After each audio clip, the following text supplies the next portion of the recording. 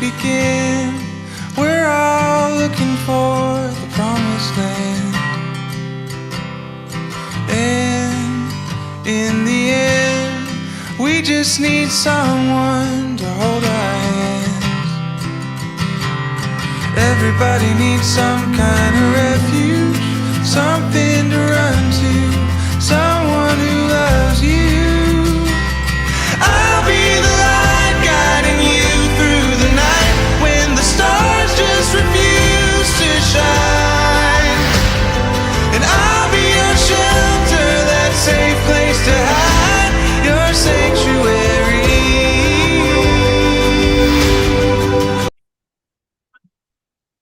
Oh, fancy, it tells me. I know, right?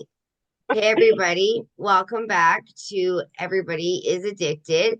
Today, I have Jocelyn here who is graciously going to share her story with us of dealing with family addiction. She herself has worked hard to not become an addict, which she's going to tell us. And I'll let her take it away so don't steal her story. Go ahead, Jocelyn. So my mom was an addict way before I came along. It started when she was a very young teenager. She had my brother at 15, and she tried to sober up and clean up her act for him, and she did do good. She met my dad when my brother was 2, and he helped a lot. 8 years down the road, they had a magical me. And my dad tried really hard to keep my mom on the cleaner side of things. Think it's hard too when you have children young and you don't get to experience that early 20s fun stuff, that it Yeah. makes it even harder to stay away from, you know? Yeah. And she grew up in a house where my papa was an alcoholic, and she grew up around a lot of alcohol and anger and stuff. Like there was a lot more to it, but that's not really my story. So we'll just touch on that. But she had a rough life, or early life. My mom did too, and I think that's what a lot of the addiction's from. Well, like I say to her, she's an adult, but mentally she's still a teenager because she never got to live her teenage years. She acts, she talks, she dresses sometimes like a teenager, and that's not her fault. It's the disease that she has and the way she was brought up and everything that did happen to her. It took me a long time to realize that too. Yeah. And like me and her, we have a love-hate relationship. She lives with me. I love her with all my heart. I would do anything for her. But at the same time, I'm more of a mom to her than she is to me. Yeah. So it's hard that way. But I think I was about 5, and my dad and my mom split. My dad had had enough. And that's when my mom met her now ex, and he got her really heavily into her addictions. He fed it. And she moved me and my brother into his place. And my brother moved out very quickly. He couldn't handle it. He couldn't see it. I was young. I didn't know that I had a choice. Yeah. And my dad was still around. He's an amazing dad. He did what he could. And him and my mom are best friends. My dad also lives with us now. And they have separate rooms. That's an interesting dynamic. Wow. Because when my parents split, my mom would like hide from my dad. They are best friends. They still celebrate their anniversary, even though they've been separated for 22 years, 23 years. Well, at least that's some form of like peacefulness, I suppose, because my family would to be like that. If my dad was still alive, my parents lived together, holy crap. Friends. And it is the weirdest dynamic. Anybody that knows them doesn't like they understand it, but anybody else is like, what is going on? Are they together? Are they separated? They are fully separated. They live on different floors, but I they're think but you have kids with somebody, you know somebody that well, it is hard to not be their friend unless they're doing something to hurt you. Do you know what I mean? If it's not hurting you, like personally or like mentally, like why he not? You know each other, right?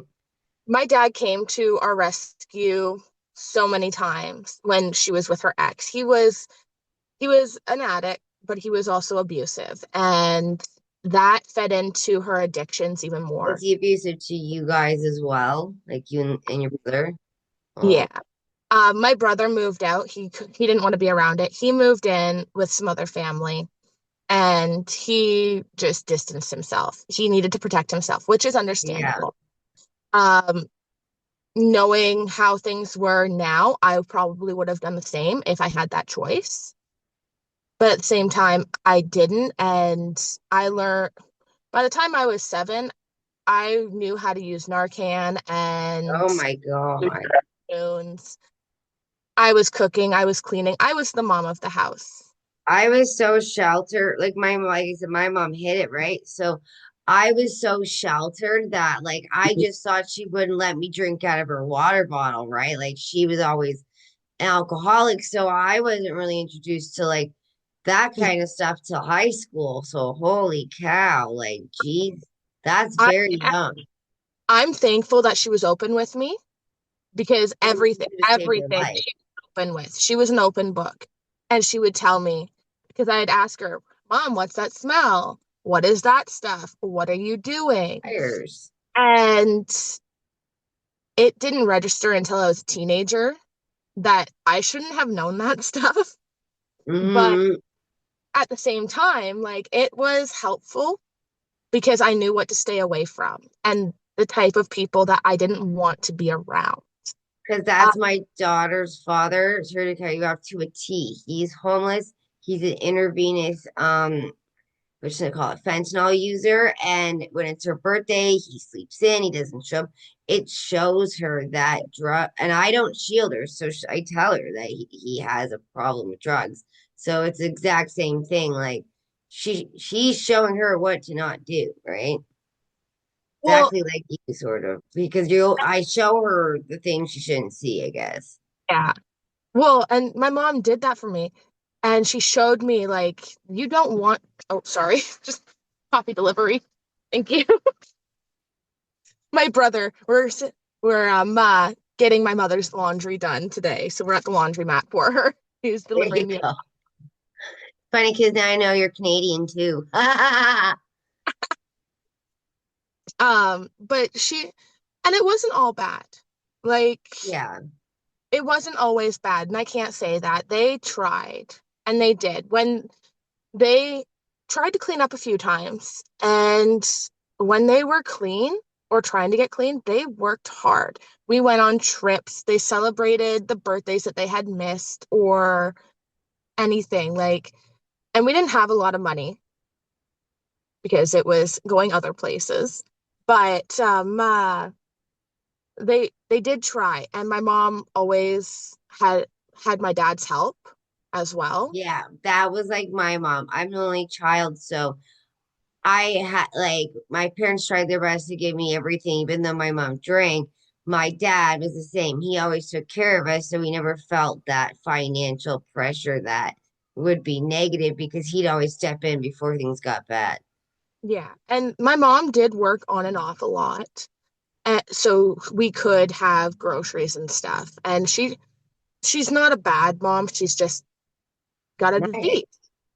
And she tried, and I see that now. I had a lot of anger built up for a long time. By the time I was in grade 7, we were halfway through the year and we had run away from her ex in the middle of the night, packed up, disappeared, moved to a new city by my aunt's house. And I started at school because she wanted a better life for me. Hmm. And she tried hard, but addiction is addiction. And she fell back into that same habit. She found people in the new city and things were better, but she went back into old habits. And once she was in her old habits, it was hard to break. And then it was packing us up in the middle of the night and moving back in with her ex because he found us and she missed him. And And he could fund the addiction. So, because I and know that all too well, somebody who can help pay for it is better than not somebody that can help pay for it, right? exactly. And that also comes with the abusive circle. The Like, cycle, yeah. yeah, it's love bombing and then the abuse Mm-hmm. again. And oh, it wasn't always bad, but it wasn't always good. I've seen things as a kid that I should never have seen.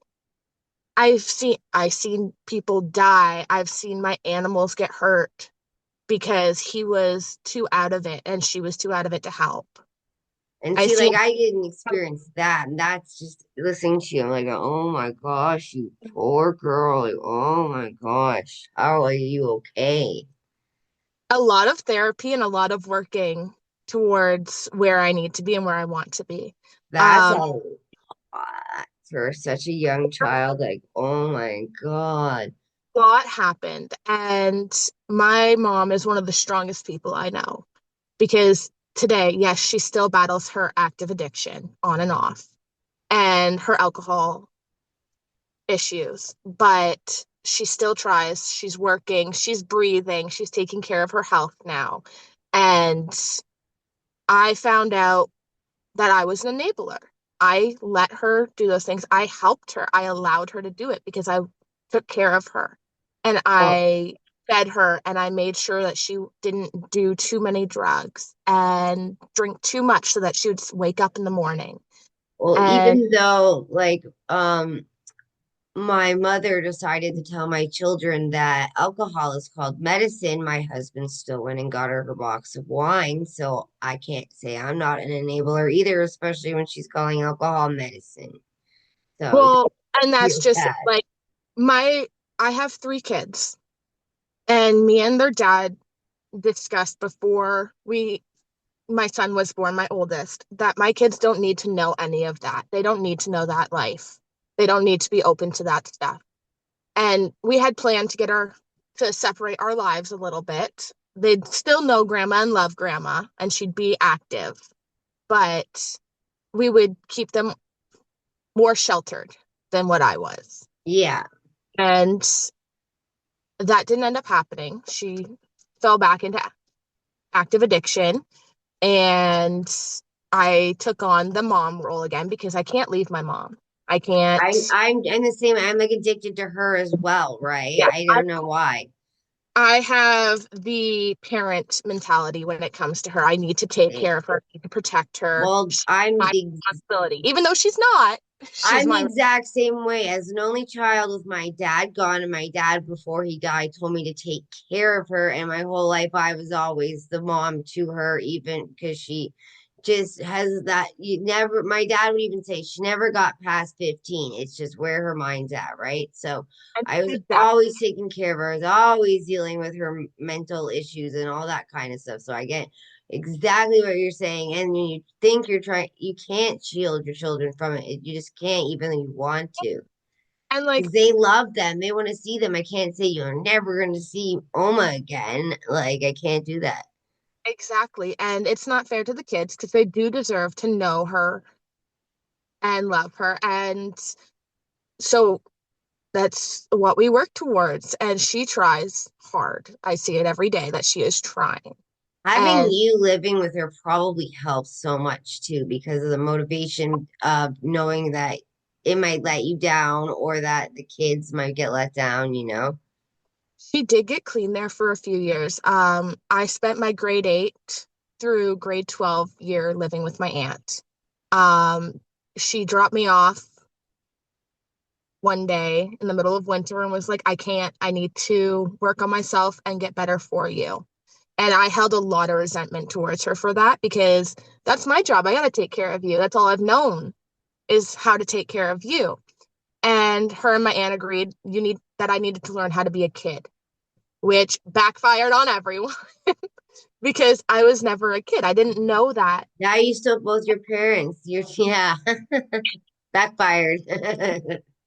But I didn't know how to be a kid, and I still wanted to take care of everything and everyone. And at that point, they realized that I didn't know how to read. I had missed so much school. I'm in grade 8 and I can't graduate because I don't know how to read.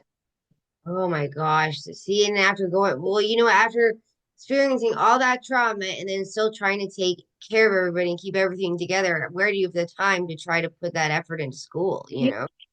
And she tried hard to make sure I went to school and I got a good education. I did go to a lot of schools. That's Uh-huh. the reason probably why. Nobody ever caught on that I couldn't read. And so the beginning of grade 8, I'm living with my aunt and my 3 cousins and my uncle, and they're sitting down every day and they're trying to teach me how to read. And I had an amazing teacher that was the one that found, like, realized, hey, she doesn't know how to read, which Hmm. is my favorite things to do.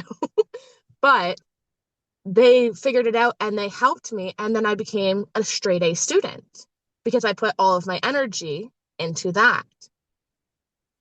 And That's amazing though. Like that, like it shows the strength that you have because most people would be like, I can't read and not even try to put effort into it. They would probably fall into a bad crowd because they don't yeah, like know how to do I know people who have gone up that way because they weren't educated.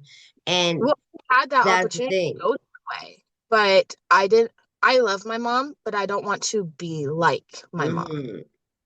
That's how And I feel. And that's why when I was in addiction, that's a lot of what got me sober was after I had kids, I got sober right before because I didn't want to be the mom my mom is because of everything that went on, right?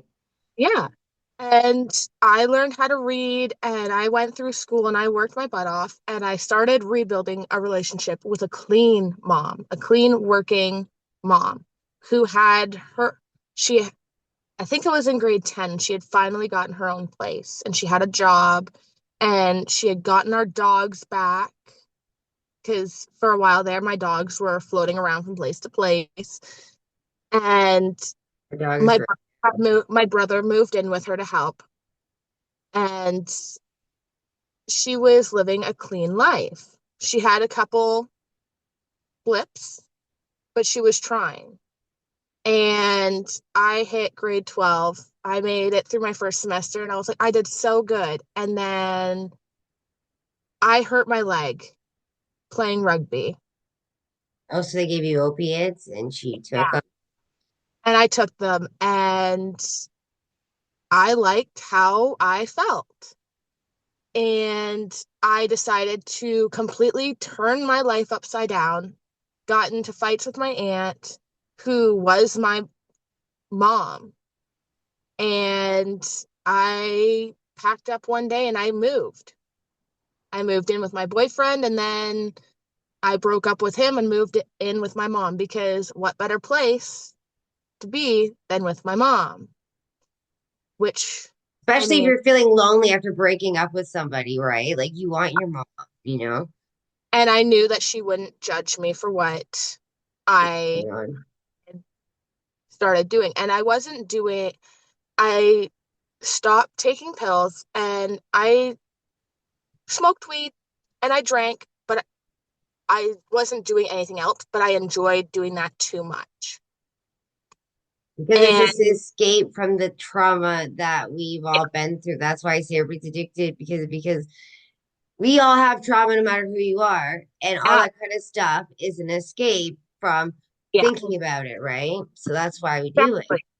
And I moved back in with my mom and I met the wrong crowd of people and I destroyed my life. I lost my scholarship. I wasn't going to university anymore. I failed grade 12 and it was just a short few months. And Mm-hmm. Always by, is. by the time summer hit, I was having seizures because I was using and I didn't want to tell anybody because I didn't want them to look at me like I was my mom. Or And like that you're that person either, right? Like you don't be labeled, right? And so I went to the neurologist who thought I had a seizure disorder, and I was like, no, I need to be upfront with you. It, this is what happened. And they were like, okay, well, now we can get your life moving. He goes, are you clean? Yeah, I have not drank or smoked anything in 3 months. I have not done a single thing because I had a seizure and I was like, no, I can't do this. Mm. I'm going to ruin my life completely. And I smartened up. And it was that. It takes a lot of strength to smarten up on your own without somebody else telling you that you have to, that you had the knowledge within you to do it yourself. Like that takes a lot of strength. It really does. I commend you on that one. And I confided in my aunt and I was like, that I did this. I was going down the same path my mom did, and it scared me. And I did not want to do that. And me and her talked about it because that's all I knew growing up. That's what I knew to do. I self-medicated my traumas. I never went to therapy.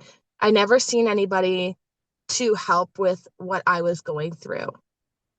And she helped me seek help and get my life back on track for the most part. Because I want to say 4 months, 5 months after I confided in her and told her what really happened, she found out I was pregnant with my son. And It was like, my spouse, no, like he never seen me using or anything or drinking. He knows mm, the he only knows the clean, nitpicky pain in the ass that I can be to him. so I, And and that's all he knows, which is good. He knows my past, but he never saw that little hole that I was digging myself or anything. my Because husband had I relapsed at one point and my husband seen the ugly come out and I never wanted him to see that side of me, but he did. And he forgives me for it, but I still really think about it every day and it really like hurts me to know that because I get ugly if I drink, right? Like mean. So I say the meanest things possible to people and like I still feel bad for like things I've said just because I had that relapse and that's like kept me from having any sort of like want of any form because it was so bad, right? of And like course. you're lucky he had like you're so like I wish he never seen that. Like, Yeah. yeah. That's all I'll say. Yeah, you're I lucky. have tried to shelter my kids from everything and myself and him. I don't want that to be a part of our lives. I know what it can do to people. And I looked at it as, well, that's what my mom did, so why don't I try it? Hmm. That wasn't something that a normal person would do. And I say normal because they're not an addict, they don't have a disease. They're not And oh, they don't have that even in their house or have exactly. that like what is that word? Like that influence, you know what I mean? Where like as a kid when you see your parent drinking at 9 in the morning, you're like, oh, that's okay. And then when your friends see you do it, they're like, what the heck are you doing? Going on? Why are you doing that? Well, my Like, mom does it. I didn't know. yeah. And like, I struggled with that because I didn't have friends until I moved in with my aunt. Because I I was, did. I was bullied severely. I didn't really have friends until I fell into the bad crowd. yeah. Um, I didn't go to school enough to have friends. I had my mom's friends' kids as friends, and they knew everything that I knew growing up. Yeah. We came from the same circle. But outside of that, we didn't know what a normal family or life looked like. We knew the addiction side of things. And And it's different than other kids, and it's hard to relate to them too, right? and then when I did move in with my aunt, and they were like, make friends, become a kid, you need to learn to live. it was hard. And I did not make friendships I mean, quickly. no. I still don't have a lot of friends. I have maybe two because I And they're sober friends too. They're not friends that party at all because I don't but want that in my life, right? exactly. And I don't talk to them very frequently. Like we talk here and there, but that's about it. I focus on my kids and my family, and that is my only priority because my kids need to have the best life that they can have. That's I how want I feel to hear too. everything and the good side of everything. And I am more open than most people would be with their kids, but it's more so like, yes, grandma does this stuff, and grandma had a bad few weeks there, but she did that because she has a disease. That's what we had to do with my first child's father. He has a disease.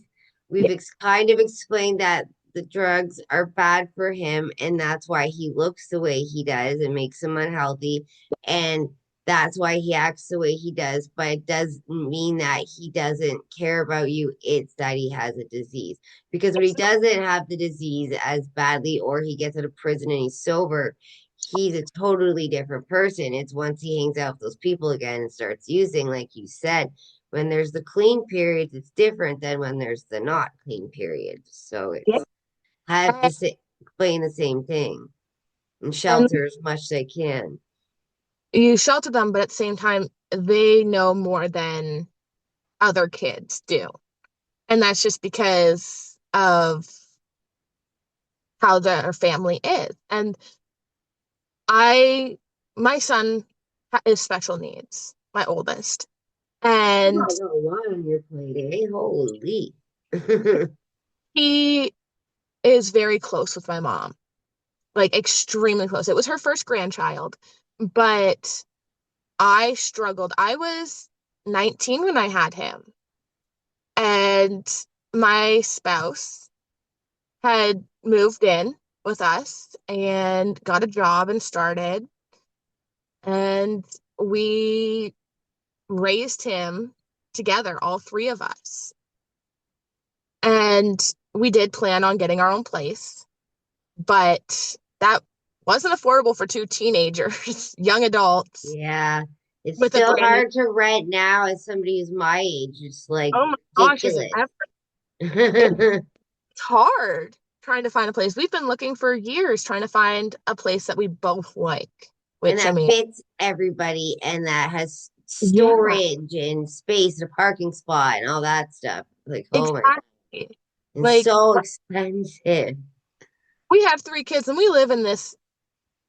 It's a big house, but it doesn't feel big with everybody that's in the house. Hmm. And it there's so much stuff. I never knew kids could have so much stuff. I did I not want have to, stuff growing up. I keep saying this for the last probably since Christmas.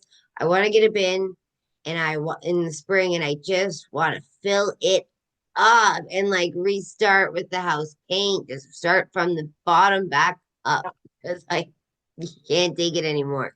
I'm stupid and I bought a house that has no storage because I didn't have kids yet. I Well, don't have any closets in my house. We don't have closet. I have a closet in my room and a closet in my daughter's room, but they're not very big. And my son's room has no closet. And we don't have like a hallway closet to put coats or anything. And like, oh yeah, there's no like places like, like storage cupboards or anything like that. There's minimal cupboard space.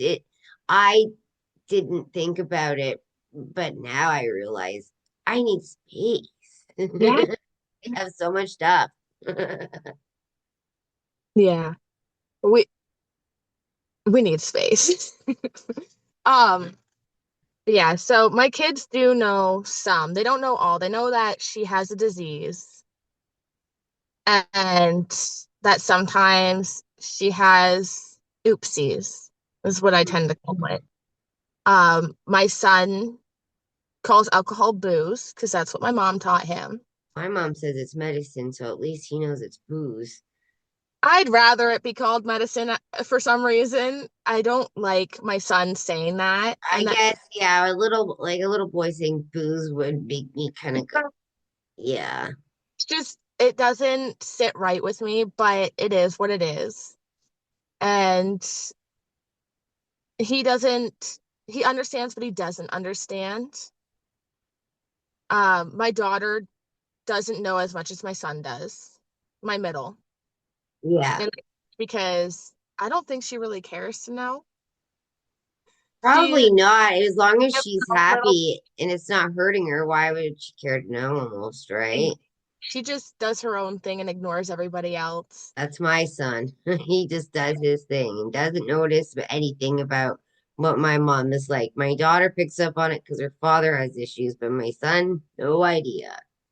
Well, like my son can pick up when I'm upset with my mom. Like he'll be like, I I know you're upset with her. I don't know why, but you don't need to be that mad.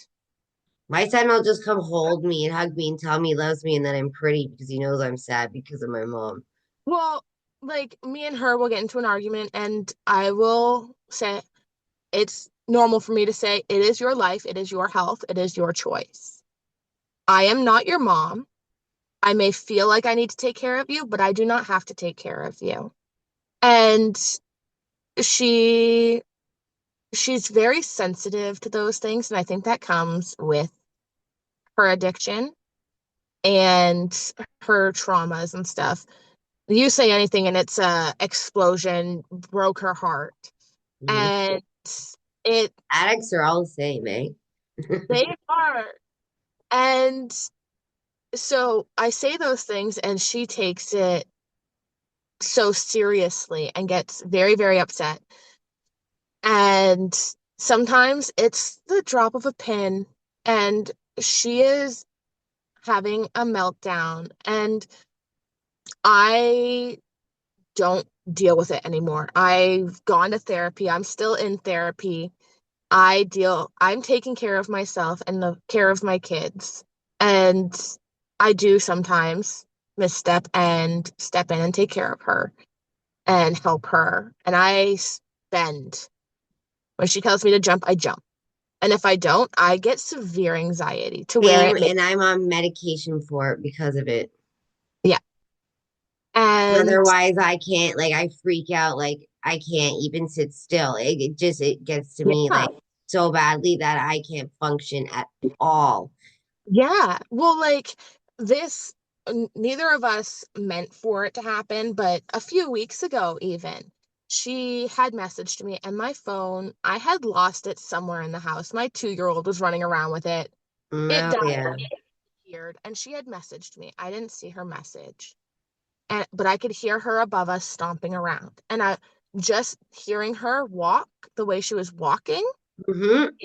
gave me a pit in my stomach. And my spouse doesn't understand it. He doesn't come from any of this. He doesn't know this side. My And spouse's mom is an alcoholic too, and she's crazy, so he gets it. So I'm lucky. I I don't get why you're getting upset.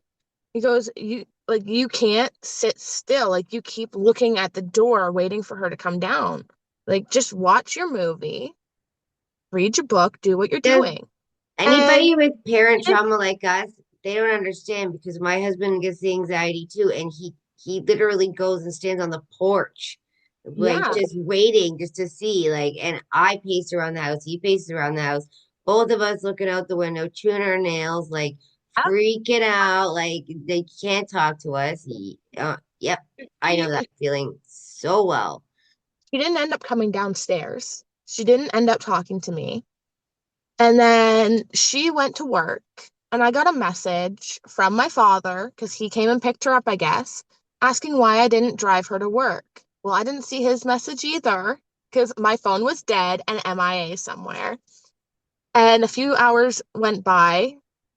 It's past dinner time now. I finally find my phone and I charge it up and I see she messaged me, hey.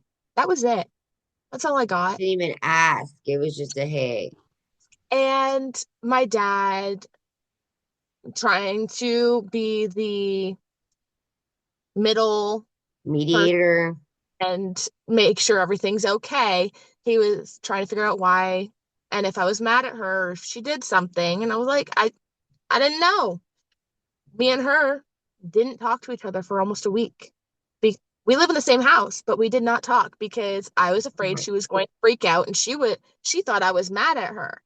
No, See, I my don't know. husband loves it when we go through that because he knows when we talk, it gets bad. So he's like, watch you be anxious. I'd rather watch you be anxious than you and your mom screaming at each other. So, Well, like my spouse, he waits for it because I get I get so full of anxiety waiting for her to freak out. And I want to say 5 out of 10 times she doesn't freak out. A good half of the time it's, oh, that was a misunderstanding. I'm so sorry. Or we'll sit there and like my dog will do something stupid and we'll both laugh and she'll look at me. She goes, "That is your dog." I'm like, "Yeah." And then things are fine. We just ignore what happened because we don't have the time or the energy to deal with it. well, And and I've learned through therapy that I don't need to address everything that she does. And I've put up a lot of boundaries. I don't like physical touch. I don't like hugs. neither do I. Don't hug me, don't touch me, don't kiss me. And it has taken her 7 years to stop doing that without asking permission. And I am so thankful now that she asks permission and I'll be like, "Yeah, I'll give you a hug." Well, see, I never got hugs or told I love you. My mom still doesn't tell me that she loves me and stuff. So that's why I don't like physical touch because nobody touched me when I was younger. So now I don't like it, right? My mom did it too much. She used that as a way to, Give. to, to make up for things. So she'd be like, "I'm so sorry. I love you." And it would be a lot of hugs and kisses. And when she was using, she was very huggy, lovey. Mm-hmm. I didn't like that. I am It not, probably triggers you in some form of a yeah, way. it does. And it gives me anxiety. And like people think me and my spouse are weird because I'll be like, "Why are you touching my hand? Why are you holding my hand? Don't touch me. You know, I don't like that." We don't And sleep in the same bed because of our like, friends joke about it because they're like, "You guys have zero PDA." I'm like, "I don't like to be touched unless I'm willing to be. Like, do not touch me. mhm, I don't want that." I And get that. That's why I don't like AA meetings because everybody wants to hug you and I don't want you to hug me. I just can't handle that touch. It gives me anxiety. It makes my stomach flip. And it makes me feel like I want to cry or I get angry because I Resentment. need that. That is you trying to apologize for something. And I Your don't want natural your apology. I trigger. want change.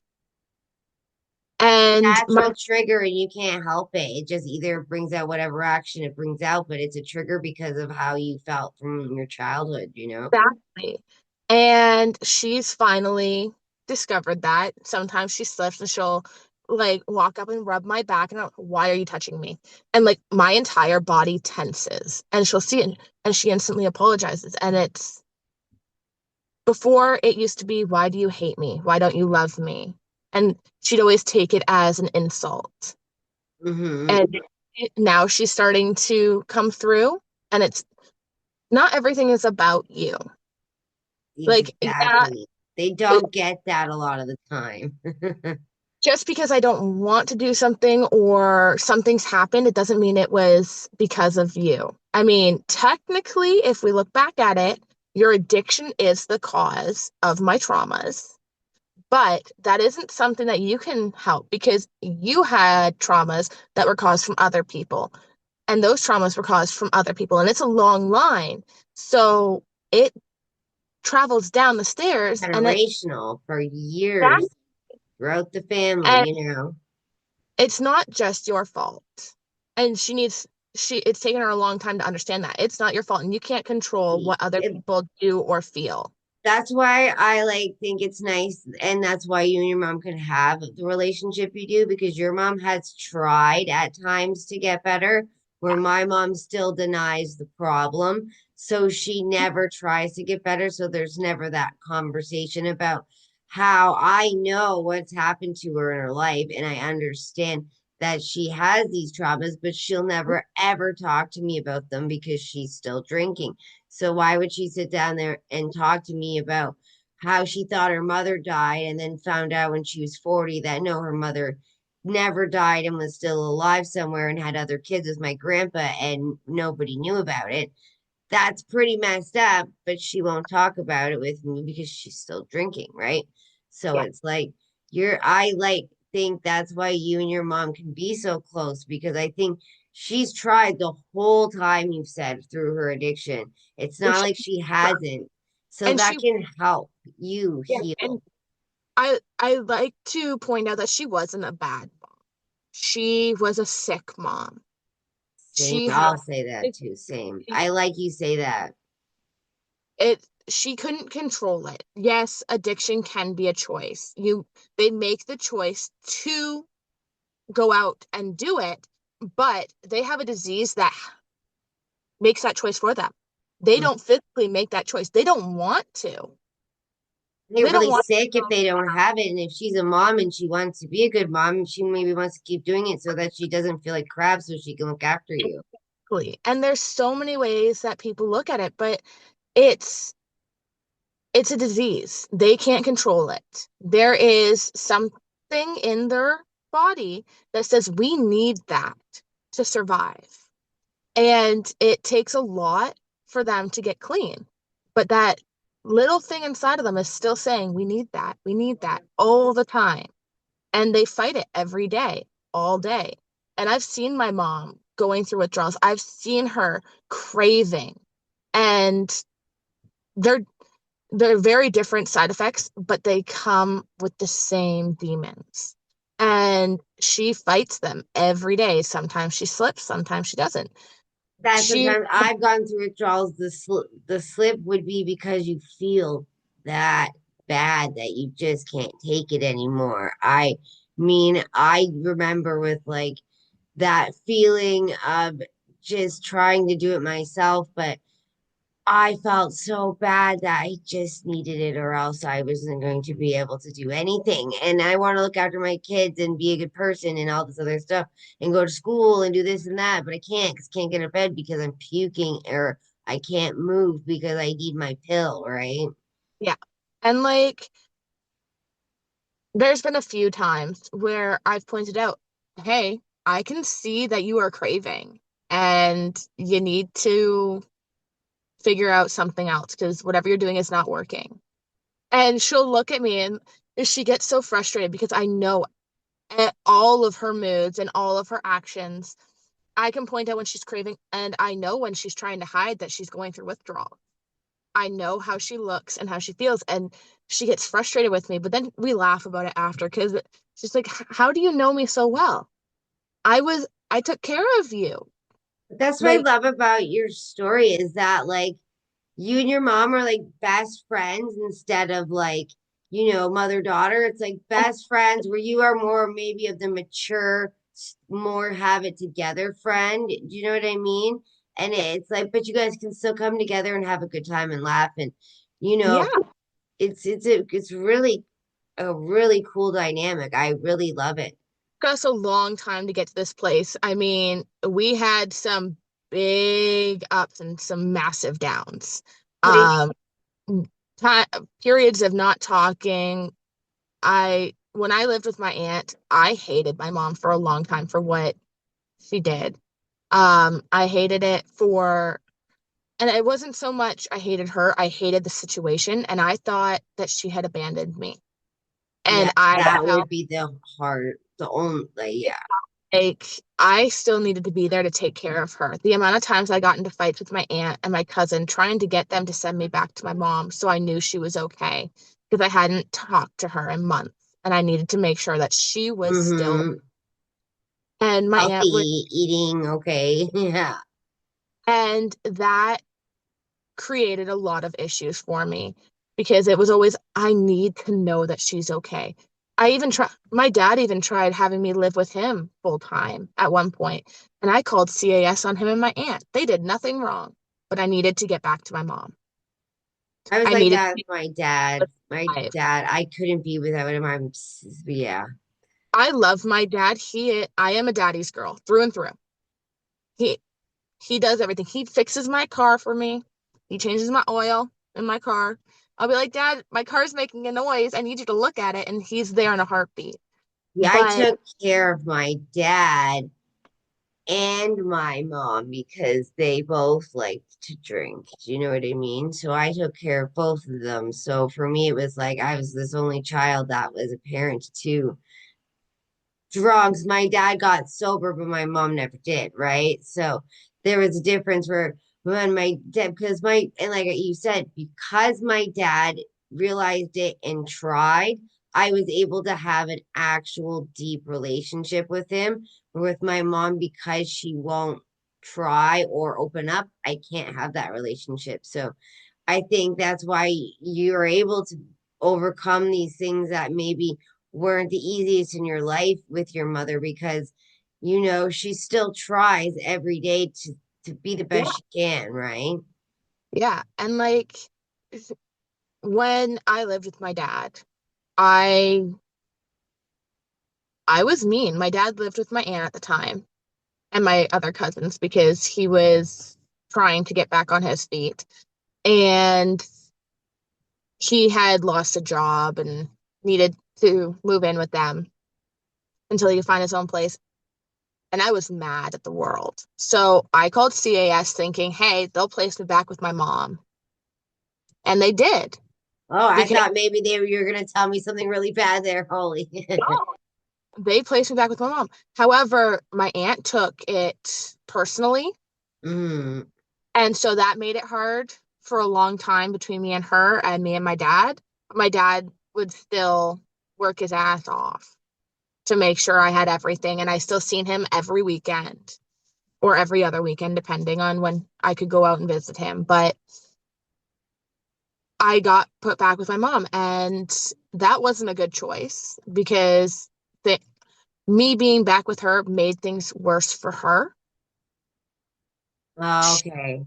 Yeah. It She was with her ex at the time, and he took it as I was a burden.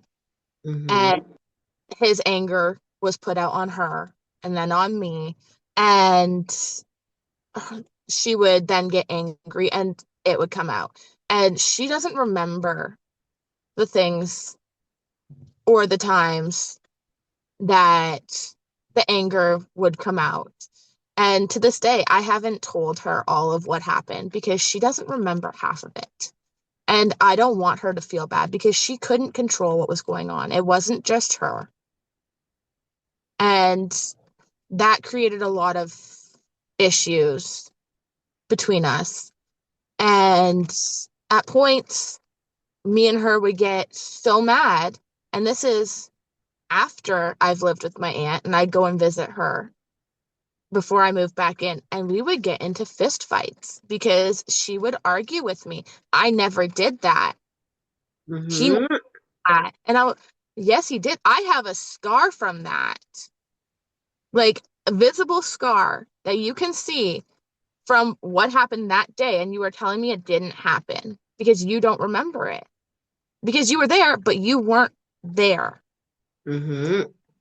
And we had to work through a lot of that through therapy and everything to get to where we are now. You'd have to because I like still resent my mom for one of the fist fights we got in where she tried to hit me because she said she paid for my college because my dad paid for my college, but her and my dad weren't together at the time. So how did she pay for half of my college? But Yeah. whatever, she was intoxicated. She doesn't remember any of this. So I harbor the resentment every once in a while when she mentions something about, she'll still bring it up and say she paid for it. I shut my mouth. I know better. I'm not intoxicated. I'm not going to engage her or anything, but I just sit there and go, hey. I have myself have learned to just stay quiet now. Mhm. Sometimes my That's little will pop through and I'll be like, no, you're wrong. You need to stop. And she will listen when I do step up and say something. But for the most part, I stay quiet because there's no point in arguing they're with. they're not gonna, yeah, with somebody who's drunk or high, because they're not, their point's their point, and that's all they care about, because they're messed up and they're not there, like you said. And But like, I remember this one time we were driving and we were coming back from a family dinner. And she wanted to go to this football game at her friend's house. They were having this like party thing. And I was like, no, you're drunk. You need to go home. And she was so mad. She started throwing things at me in the car. And I'm like, okay, okay, I'll take you. I'll take you. I'll take you. And we dropped off my brother at his apartment. And this is before I had any kids. And I'm sitting there and I'm like, it's fine. I will take you. And the entire time, you're not taking me. You hate me. You've never loved me. You never wanted me in your life. You hate me so much. And she's throwing things at me and screaming at me while I'm driving. And I get to her friend's house and I run inside and I'm like, you need to get her out of my car and you need to get her out now because she is so out of it. She doesn't know what she's doing. She doesn't understand that I still went through with what she wanted and I brought her here to come see you guys. But she thinks that I'm working against her because she's so drunk. She does not understand what is going on.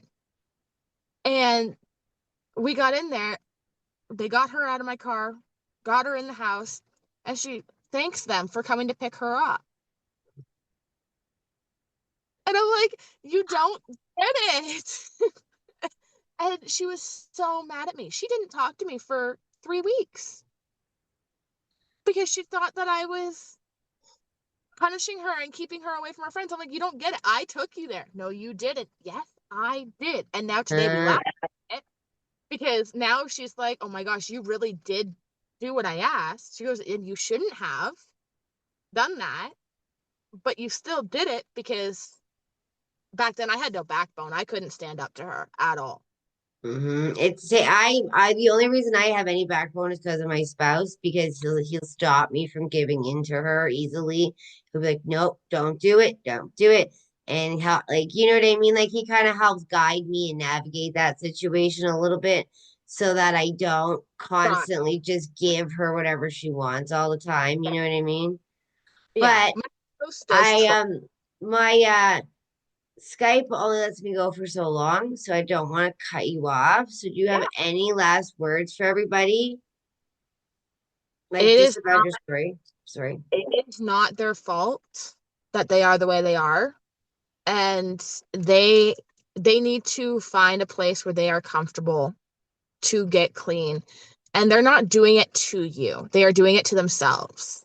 They are not trying to hurt you in the process.